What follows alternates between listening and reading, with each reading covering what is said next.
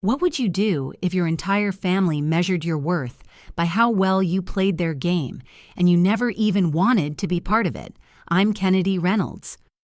For 34 years, my family saw me as the cautionary tale, the girl who threw everything away. But tonight, as I sit at a gala honoring public service, a hush falls across the room.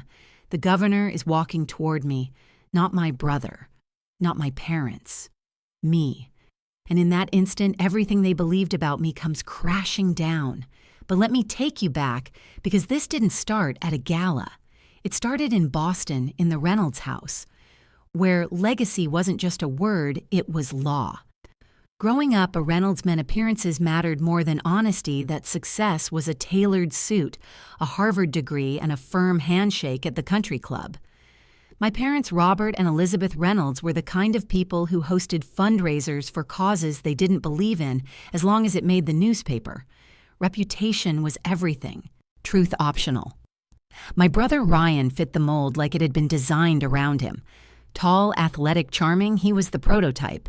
He played lacrosse, landed early acceptance to Harvard, and knew exactly how to smile without showing a single emotion. And me, I was the outlier.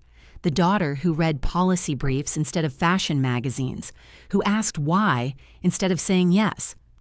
While Ryan poured wine at charity banquets, I spent weekends buried in books about civil rights governance and climate change. They called it a phase. I called it the beginning of seeing the world for what it was.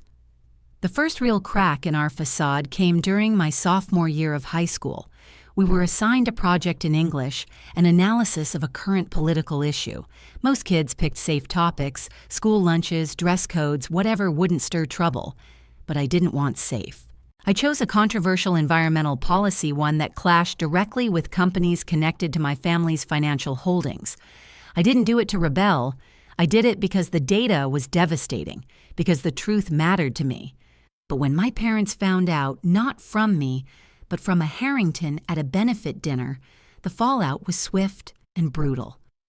My father paced in his study, jaw clenched so tight I thought he might crack a tooth. "Do you have any idea how this makes us look?" he barked. The Harringtons were there. Kennedy, the Harringtons. My mother didn't yell. She sighed, deep and disappointed. "There's the truth," she said, her lips barely moving, "and then there's what's appropriate. You need to learn the difference." That moment, it was the first time I realized that telling the truth, even when it was backed by research, reason, and facts, would always make me the villain in their eyes. After that, every decision I made became another nail in the coffin of their expectations. I joined the debate team instead of cheerleading, impractical. I majored in political science instead of pre-law, rebellious. I volunteered for a local grassroots campaign, embarrassing. By senior year, Ryan was riding high, his acceptance to Harvard framed in gold above the fireplace. Every holiday, every family dinner, every relative's toast was another chapter in the legend of Ryan Reynolds.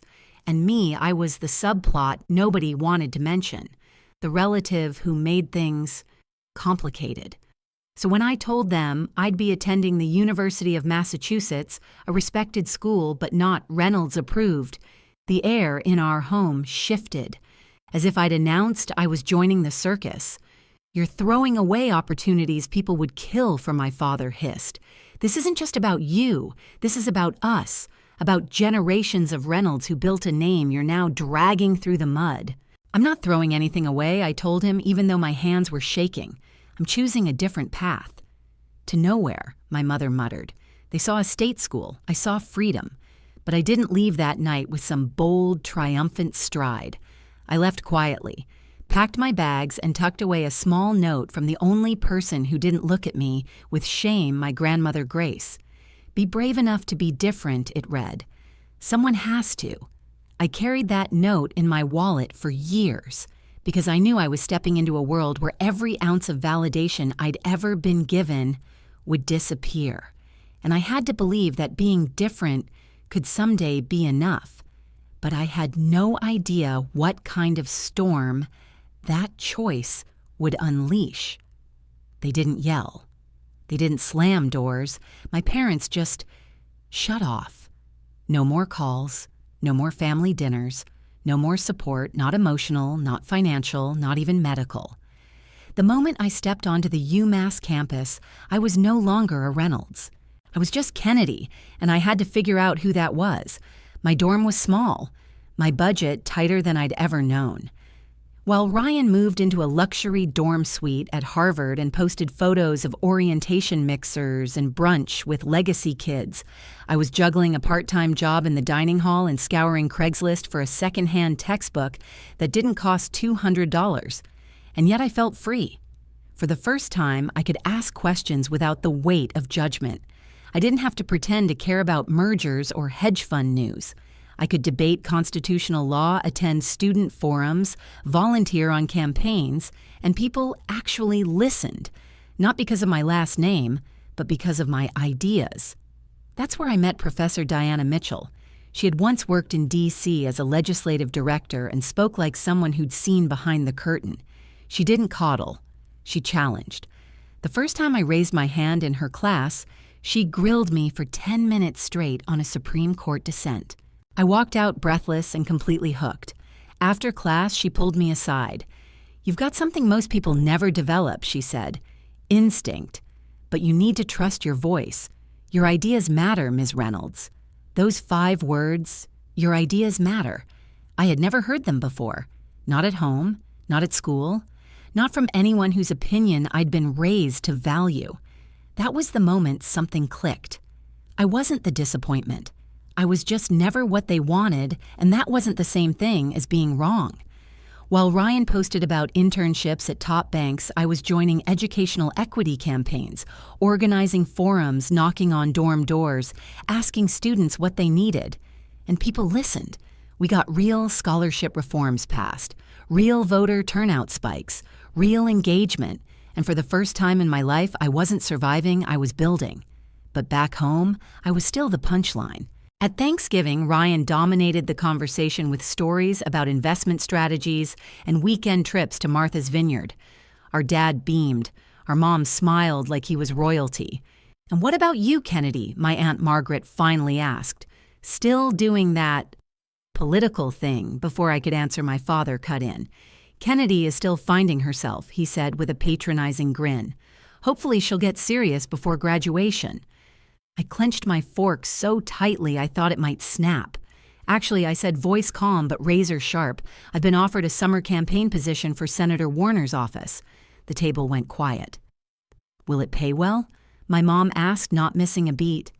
"It's not about the money," I replied. "Experience doesn't pay off student loans," my father muttered. They knew full well I was on scholarship. They just didn't want to acknowledge anything I'd earned on my own. That night, I locked myself in the guest room and stared at the ceiling, wondering why their approval still hurt, why part of me still wanted it even when I knew better. But not everyone made me feel like a mistake. Professor Mitchell kept pushing me to reach further. She got me into meetings with local organizers, campaign strategists, and activists. I learned how to read district maps, analyze voter data, write talking points. Politics isn't about headlines, she told me. It's about showing up every day and doing the unglamorous work. And you show up. By the time I graduated, I had built a resume full of experience and credibility. Not the kind you print on glossy stock with a gold family crest, but real raw, earned through sweat and sleepless nights. When I told my parents I'd accepted a full-time job with a nonprofit focused on voter education, their reaction was swift and cruel. "Enough," my father said, setting down his glass. "We've indulged this hobby of yours for 4 years. It's time to grow up. This is a real job," I said. "It's important. It makes a difference to whom my mother snapped, not to your future, not to our family's reputation." And then came the final blow. We're done. No more support, no insurance, no help with rent. You made your choice, now live with it.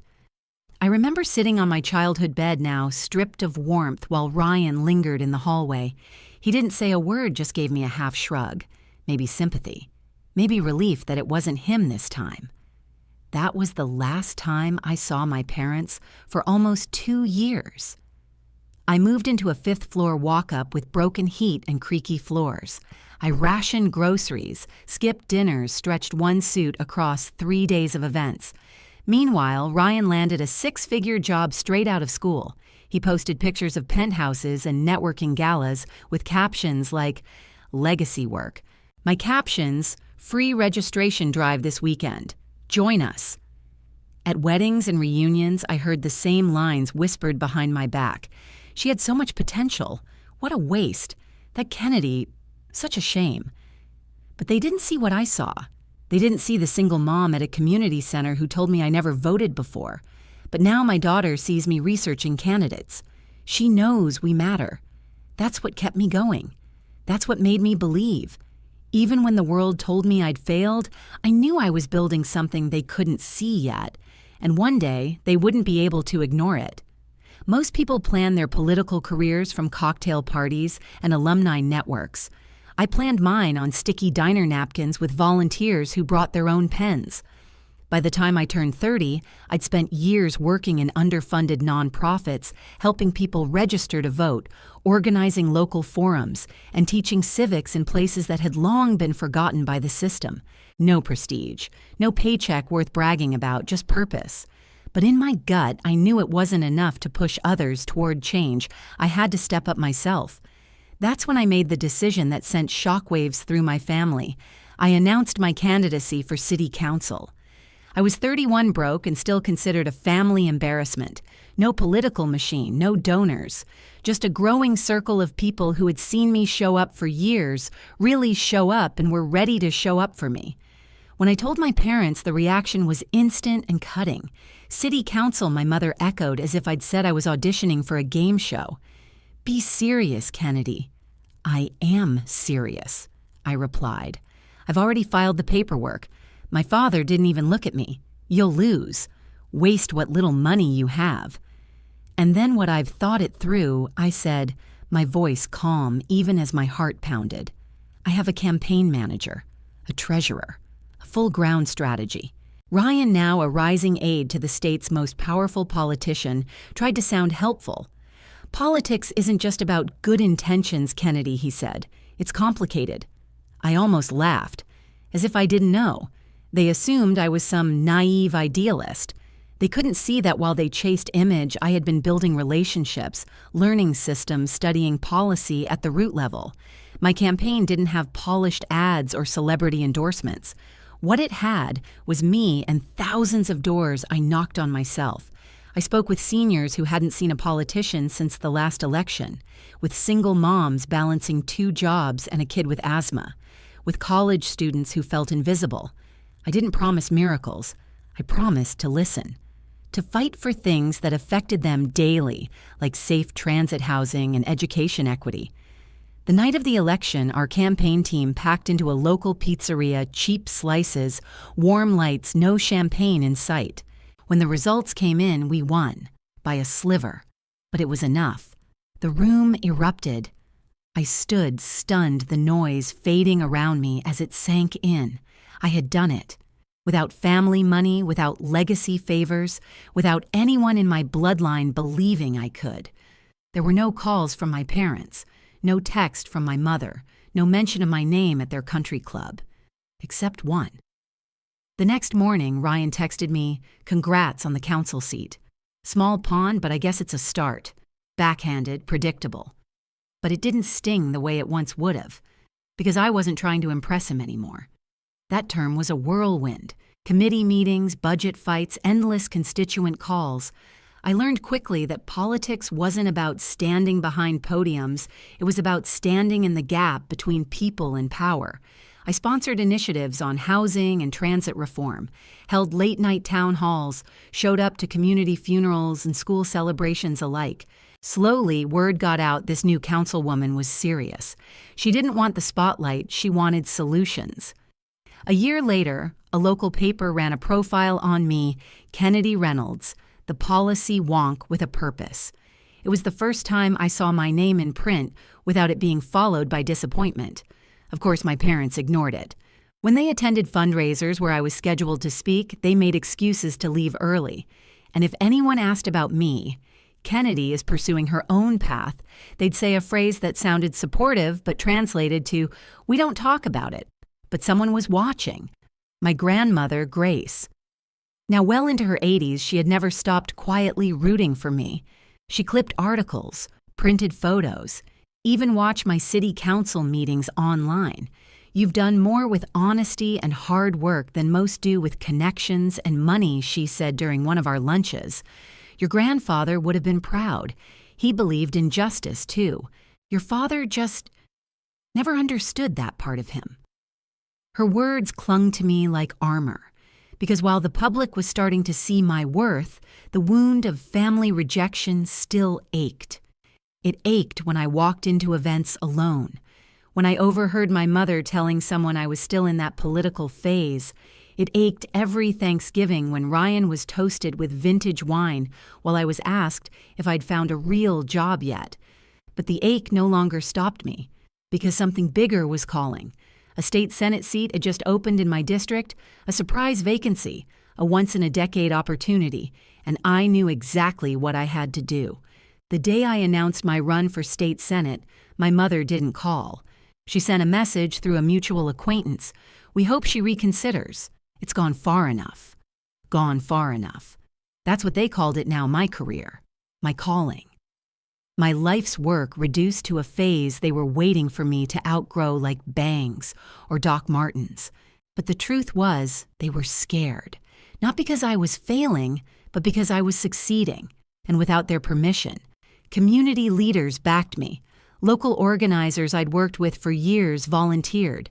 Even journalists who once ignored me started asking serious questions. The campaign was grueling.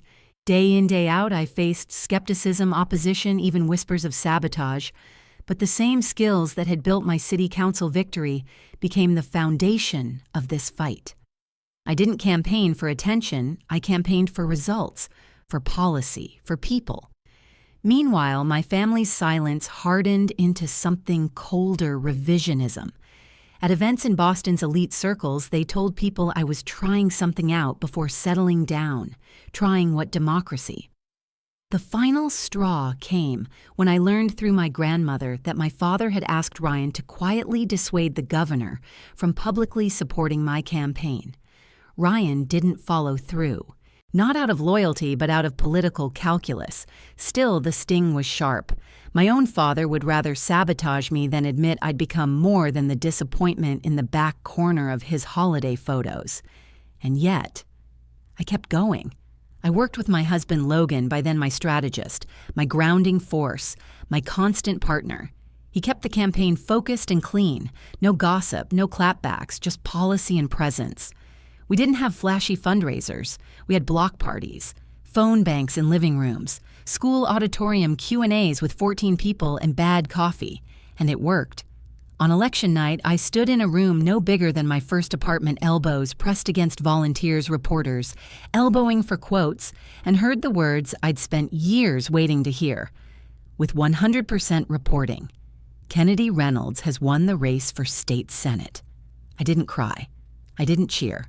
I just closed my eyes and exhaled. Not a single person from my family called. Ryan sent a one-word text.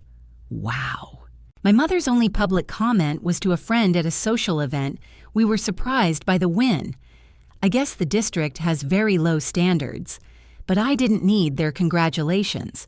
Because for the first time in my life, I knew who I was. I was sworn in 2 months later. No fanfare, no glossy coverage. Just a quiet ceremony and a promise. My grandmother, Grace, came. Frail walking with a cane now, but eyes still fierce. I always knew you'd be something, she whispered, not despite the family, because of what you had to survive inside it. She was the only family face in that room, but she was the only one who ever saw me. My first year as a state senator was trial by fire, bills, committees, amendments, compromises. And I loved it. I found my niche in education reform and healthcare access, not because they polled well, but because I remembered the faces of students and parents who told me what the system had failed to give them. I showed up to meetings with thick binders and no entourage, read every page, asked the questions nobody else did. Sometimes I was mocked for being too technical, But when those bills passed and when those changes made real impacts, it silenced the noise. The press nicknamed me the workhorse senator. I didn't care how boring it sounded. Let the others chase photo ops. I was chasing change. And that's when the National Party came calling, quietly, discreetly, asking if I'd ever considered more. Your consistent one strategist told me, "You've built trust in a space where most of us are selling slogans. That matters." At the same time, Ryan was thriving in his own spotlight, now Chief of Staff to Governor James Blackwell. Their names were linked in every state headline. My family beamed with pride. Ryan is doing important work, my father would say at parties, close to the governor, integral. And me, I didn't exist in their stories. Even when Boston magazines profiled me, they'd say Kennedy Reynolds, no relation to that Reynolds family, as if I'd come from nowhere. They erased me so thoroughly, some people didn't even realize I was a Reynolds. But then came the gala, the governor's annual fundraising gala for the Children's Education Foundation. A cream invitation on gold-embossed cardstock arrived in my office. Formal, no personal note, just the assumption I'd be there as a state senator. I almost tossed it, but Logan stopped me. "You've earned this," he said. "Go as who you are now, not who they think you were." So I went. A black evening dress, a simple clutch, hair up, no flash, just presence. And across the ballroom I saw him, Ryan, laughing with the governor, schmoozing like it was second nature. I was seated near the back, away from the action. By design, I was sure. Enough to say they'd included me, far enough to avoid headlines. And then everything changed. Governor Blackwell made his way through the room, greeting donors, shaking hands. When he got to our table, he paused, his brow furrowed. "Wait, you're Senator Reynolds?" I smiled, extended my hand. "Yes, Governor. It's a pleasure to finally meet in person." Ryan behind him froze. The color drained from his face like someone had pulled the plug. Senator Reynolds, the governor, repeated, as if testing the title against some mental file. "Your education bill has been making waves in D.C. I had no idea you'd be joining us tonight." He turned confused. "Ryan, is there a relation here?" Ryan cleared his throat. "She's my sister." The silence that followed was thick with unspoken history. "Your sister." The governor blinked. How have I never heard of this? Ryan couldn't answer. Because for the first time, the truth was undeniable and inescapable. In that moment, when Governor Blackwell realized who I was, you could feel the entire room shift. People turned. Forks paused mid-air. Conversation stalled mid-sentence. Ryan stood frozen beside the governor, his mouth slightly open, eyes darting like someone caught in a lie they didn't prepare for. "Why haven't you ever mentioned this?" the governor asked him. A U.S. senator. Your own sister, Ryan, floundered for a response. "Family and politics are complicated," he finally muttered. Before the moment could spiral, I stepped in. "Ultimately, we all serve the public in our own ways, Governor. Smooth, controlled, decisive. Years of learning to navigate rooms that tried to pretend I wasn't there had prepared me for exactly this moment." The governor smiled, though his brow was still furrowed. "Well, this is a delightful surprise," he said. "We must have you both at the mansion soon. A family of public servants quite remarkable." As he moved to the next table, Ryan and I were left standing there, two versions of the Reynolds legacy laid bare for everyone to see. He turned to me, voice low. "I didn't know you'd be here." "Really?" I said. "A senator from this state invited to the state's most prominent political event. Seems like a given." He glanced around, everyone still watching. The illusion was broken. "We should talk," he said. "Should we?" I asked. "Now that hiding me is no longer an option." He winced. "It's not like that." "Then how is it, Ryan?" I pushed my voice cool but steady. "Because for years you stood by while our parents told everyone I was lost, embarrassing, a disappointment. You never corrected them. Not once." Before he could respond, Logan gently touched my arm. "Kennedy," he whispered, "the governor's wife is waving you over." Sure enough, across the ballroom, she was gesturing, eager now to be seen talking to Senator Reynolds. I turned back to Ryan. "We'll talk another time. Right now, I have people to meet." And I walked away. Not to prove anything, not to make a scene, but because I finally could. Because in that ballroom, the truth had finally broken through. The whispers were changing now. "That's her. She's the senator. I had no idea. She's a Reynolds. Did you read that op-ed she wrote about education reform? The name they had tried to use against me. It was mine now, not theirs. Not his. Mine." The rest of the night was a blur of introductions, conversations, handshakes.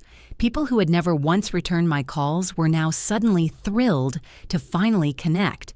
Business leaders asked for meetings. Colleagues complimented my committee work. All I did was smile, answer questions, and hold my head high. But inside, I was flipping every metaphorical table they'd ever sat me at. When Logan and I finally left the event, late exhausted, emotionally wrung out, I looked back at the hotel. "Something's changed," I said softly. "Not changed," Logan replied. "Revealed." And he was right. The power had always been there. The work, the credibility, the results, they'd been mine all along. But until that night, my family's narrative had kept others from seeing it. Now they couldn't look away, but even after all that. The next morning, my office phone rang. Caller ID Robert Reynolds, my father. I stared at the screen for 3 full rings before answering. Kennedy. "No, hi. No, it's your father. Just my name. I understand you attended the governor's gala." "I did," I said flatly. As a senator from the state, it seemed appropriate. There was a pause. Heavy, calculating. "Your mother and I. We've been discussing recent developments. We feel it might be appropriate to have dinner, to clear the air. Clear the air. Not acknowledge, not apologize. Just reset now that my title had grown too large to ignore." "I appreciate the invitation," I said, "but before any dinner, we need to have an honest conversation." He bristled. "The past is the past, Kennedy. Rehashing it serves no productive purpose." "I disagree." My voice didn't rise, but it sharpened. "You didn't just disagree with my path. You ridiculed it. You told people I was lost, a failure, a child with foolish dreams. Now that I've proven you wrong, you want to skip over that. I won't." Silence, and then a sigh. "Perhaps. We had different perspectives." "No," I replied. "You had control, and you lost it. Now you're rewriting history." "But I remember everything." There was another long silence before he offered a single sentence. "Perhaps we could start fresh." It wasn't an apology. It was a repositioning, and I understood that clearly. "I'll think about it," I told him. "But if we ever meet, it won't be without Logan. He's my family now. The one who supported me when you wouldn't." "As you wish," he said stiffly. And the line went dead. I leaned back in my chair, staring at the ceiling of my office. Part of me wanted to scream. Part of me wanted to cry. But most of me just sat in the stillness. Because for the first time, the power dynamic had shifted. They were no longer the ones I needed to win over. Now they were trying to keep up with me. 2 weeks later, I met my parents for dinner. Private room, white tablecloths, surface smiles. Logan by my side. They didn't say we're sorry. That would have required too much honesty. Instead, my mother said, "We may not have always understood your choices, Kennedy, but we never stopped caring." I nodded slowly. Caring isn't the same as respecting. You didn't just not understand me. You told people I failed while I was succeeding. My father shifted in his chair, clearly uncomfortable. Perhaps we were hasty in our judgments. It was the closest thing to an apology I would ever get, and I accepted it not because it was enough, but because I no longer needed it. Moving forward, I said calmly, "If you want to be in my life, you'll respect the life I've built. My marriage, my career, my choices. No more backhanded comments, no more rewriting history." They agreed, at least for now. The truth is, it wasn't just about rebuilding a relationship. It was about rebuilding boundaries, making sure they knew I wasn't asking to be let back in. I'd created a world of my own, and they were welcome to enter it only if they came with honesty. The more surprising shift came from Ryan. A week after the gala, he asked to meet. Just the two of us. We sat in a quiet cafe far from cameras or donors or cocktail chatter. He looked tired, not just physically, like someone carrying years of quiet guilt. "I owe you an apology," he said, "not just for the gala, for everything. I knew they were wrong about you." And I said nothing. I didn't speak. I just let the silence hang. It was easier, he admitted. As long as you were the failure, I didn't have to question my own life, my own compromises. I looked at him, really looked at him for the first time in years. "And are you happy?" I asked. He hesitated. "I'm successful by their standards. But watching you stand your ground, it's made me question who I've become." We didn't hug, we didn't cry, but something thawed. Over the following months, we stayed in touch, slowly rebuilding not the version of siblinghood our parents curated, but something real, honest, flawed, and hopeful. And then the most unexpected voice reappeared, my grandmother, Grace. She invited me to her assisted living center.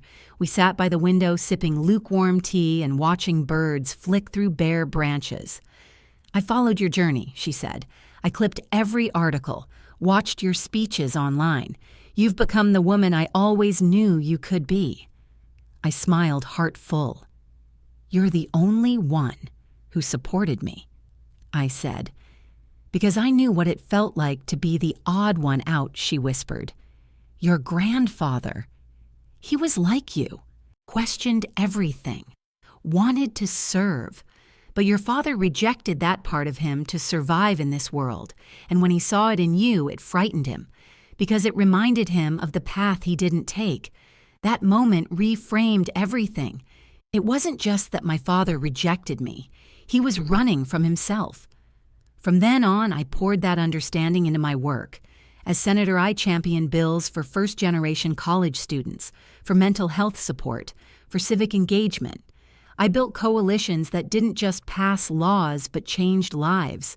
And slowly, the narrative shifted. Not just in media, but in my own family.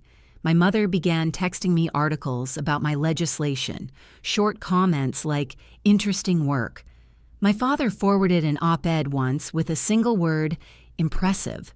It wasn't warm, but it was realer than anything they'd said in years. Then came my 40th birthday. To my shock, my parents invited me to a small dinner at the family home, the first since college.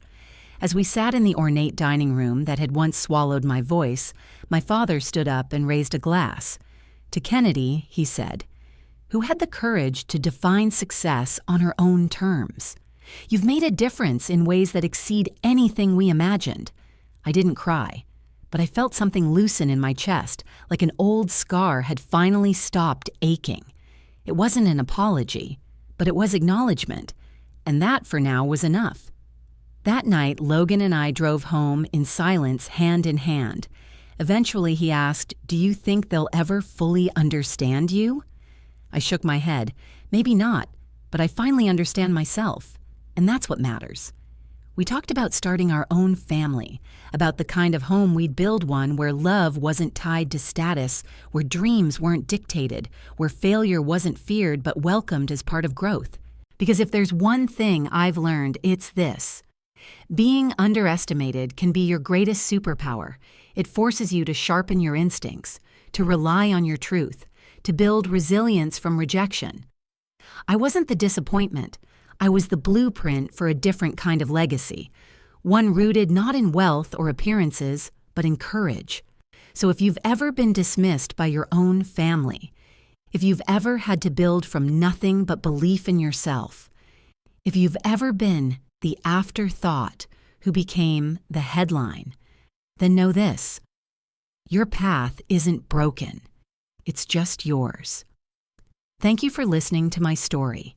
If it resonated with you, please like this video, subscribe for more, and share your own experience in the comments below. Have you ever been the black sheep turned trailblazer? Because sometimes being different isn't your downfall, it's your destiny.